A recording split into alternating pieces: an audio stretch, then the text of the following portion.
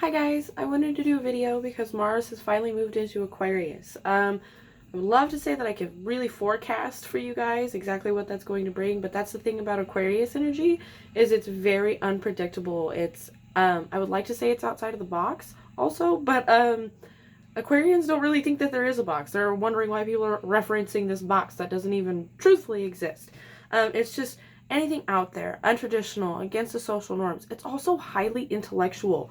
So Mars is our motivations, our temper, our actions, those kind of things. Any kind of verbiage type things you could think of, that's where your Mars is going to fall. So basically, with it moving into Aquarius, some weird type of stuff is going to happen, some untraditional stuff.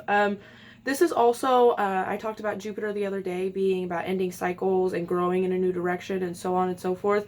This will help. This Mars in Aquarius will help you start doing things that you wouldn't normally do. And that's kind of what we need right now with everything that's going on. We're all adjusting to the big changes, and this will help us come up with some new ways of going about things. This is where we're going to see our revolutionary ideas, our Aquarius is a rebel mind. So where we've been kind of stuck in this structure with all this Capricorn stuff, Aquarius is here to break out of that structure and create a new type of normal. And true Aquarius nature, by the time we catch up to the new normal, there'll be a next one.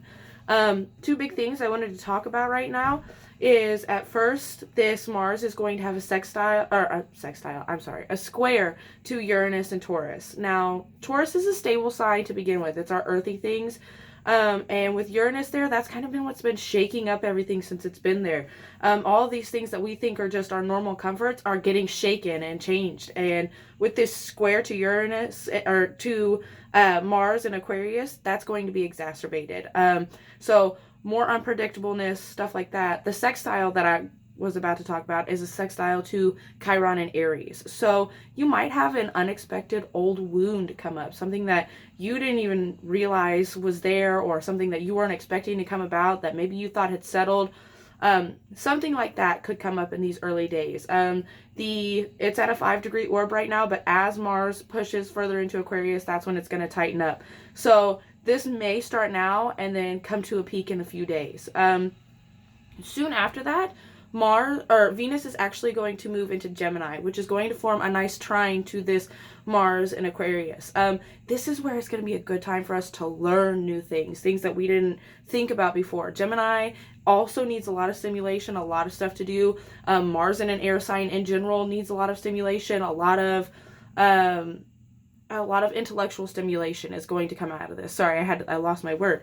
But that's the big thing here, is that Aquarius is going to spark that Gemini, and there's going to be a lot of mental stimulation that needs to come forward, or it can be chaos. I mean, we have these wounds that are coming up, so if we don't settle them the way that we need to, when Venus moves into Gemini and trines that Mars and Aquarius, you might end up acting on those wounds and taking it out with your loved ones or the things you love.